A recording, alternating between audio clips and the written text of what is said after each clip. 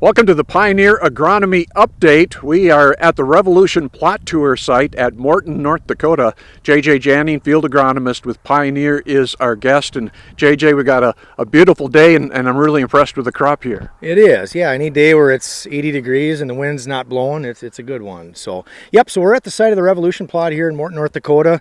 This is our second annual event, and really the goal and focus of this event is just to bring customers in for a couple days and educate them on some of the most pertinent agronomy topics for the time. So moisture-wise, what have we seen in this area? You know, it's been so hit or miss. This particular geography where the Revolution Plot is here, we're at somewhere that 90% of normal precip. They've caught some pretty good rains throughout this immediate geography here, so things look really good here, but you deviate, a few miles north to south, east or west, and it changes pretty fast. So again, pretty fortunate for this particular geography that we're sitting in here to get the rains, but a lot of growers haven't been so fortunate. So just looking here, we got some knee-high corn. It's nice to see that, and the soybeans coming up.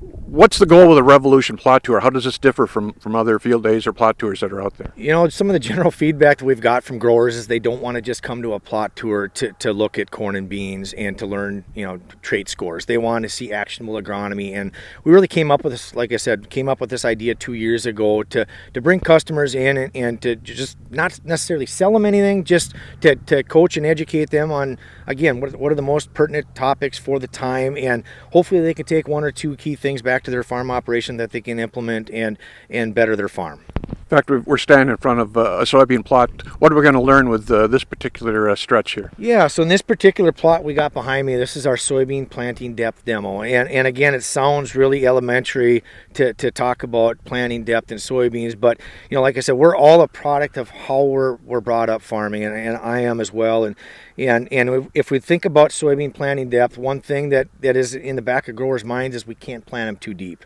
And we need to plant them just below soil surface. We've got to plant them an inch deep, inch and a half deep. And the goal and focus of this plot that we have behind me is to kind of debunk that myth. And as I do a lot of driving, a lot of traveling throughout the area, you can see those fields that haven't got the rain, that were planted too shallow, and had they been planted a half an inch deeper, we would have gone from really spotty emergence to extremely uniform emergence. And again, that's what we have behind me here. So what we're looking at in this particular plot is we got soybeans planted at 1 inch, 2 inch, 3 inch, and 3.5 inches deep. And this was planted, I believe, on May 2nd.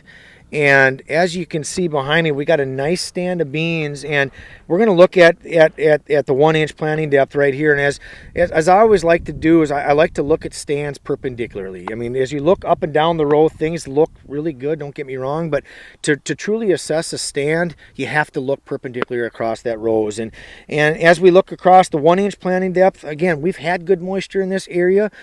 This plot was all planted at 160,000 plants per acre across the various planting depths, and at the 1 inch depth, things look good going up and down the row, but you can see definite skips and blanks throughout that, and that's nothing more than beans planted in dry dirt.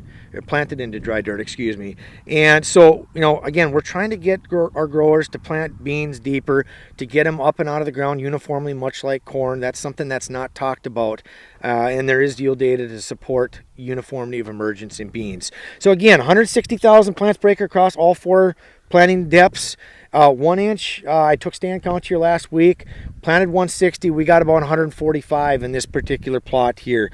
As we move across to the 2 inch planting depth, again, you're going to notice a full inch deeper on the 2 inch. But one thing you'll notice is uniformity of emergence is superior to the 1 inch planting depth. Planted 160, we got about 155 in this particular plot right here. So again, planting that extra inch deeper paid big dividends in this particular plot.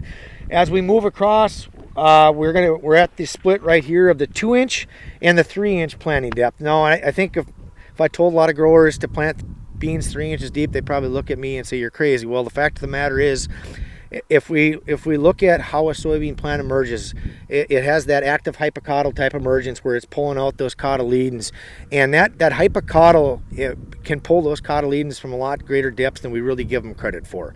So as we look across, again, looking at a 45-degree angle, we're noticing that there's not many gaps there either. And when I did my stand count last week, we were somewhere in that 130 to 135,000 plants per acre mark. And again, we planted 160. So again, the goal and focus is, you know what, beans will come at 3 inches deep. If moisture is at 3 inches deep, they're not talking rain for another week to 2 weeks. We got to get them in the moisture. We got to get them growing. We got to get them coming out of the ground uniformly, and that's really the goal and focus of this particular plot. As we move down to the 3-inch to the split of the 3-inch on the right and the 3.5 inches on the left. Again, what you're noticing here is beans came out of the ground pretty darn well at 3.5 inches, and that's, again, most people, if I told them that, they'd probably look at me awfully funny. But stand count on this one, again, planted at 160,000. We got somewhere in that 120 to 125,000 live. Probably got a few more since I've been out here in the last week, 10 days, but nonetheless, pretty remarkable that those beans were able to come through that dirt at 3.5 inches planting depth. Like you said, when you first think planting depth, it sounds pretty basic, but this is pretty visible. You know, it is a real basic feature of planting, no doubt about it, but a very important one, and something that gets really exacerbated if you don't do it right in a dry year. So again, just, you know, with agriculture, we can all mess up from year to year, but the important thing is that you learn from it and you don't do it again for the next year. So again, I'm hoping that when we get growers in here this summer, I know I've already taken a few customers in through this plot already to show them that, you know what, we can plant beans deeper than what we originally thought, and they will come, and they will come uniformly. I like that term, actionable agronomy. What other kind of things are we going to learn in this Revolution plot? Absolutely. You know, we got our Enlist Tech demo here, down here further to the west end of this plot. And again, we got a whole new plot demo compared to what we had last year. And again, trying to learn about the Enlist system, trying to learn about different weed heights, different nozzle types, different herbicide applications, the importance of pre's. We got our nitrogen demo just on the north side of the planting depth demo here. And again, just trying to educate customers on the importance of understanding when that corn plant needs nitrogen, at what timing are the most important times to get it on. We've got Goss's Wilt CRW demos here, very similar to what we had last year. So some drone demos. I mean, we got a lot of different things, and I'd like to think that we got a little bit of something for everybody. Let's talk about corn rootworm. Is that an issue as you see moving more north as we go along here in the years? You know, it's interesting. Last fall, straight west here, about 10 miles out by Wyndmere, I was on a service call on a typical corn-soybean rotation, and it's been that way for years.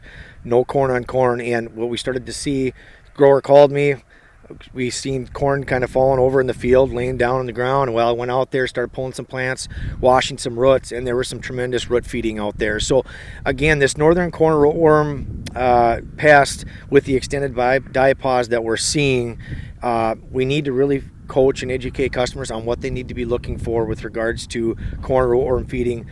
From there, once they're aware of what they're looking for, they can make actionable decisions for what they need to do the following year.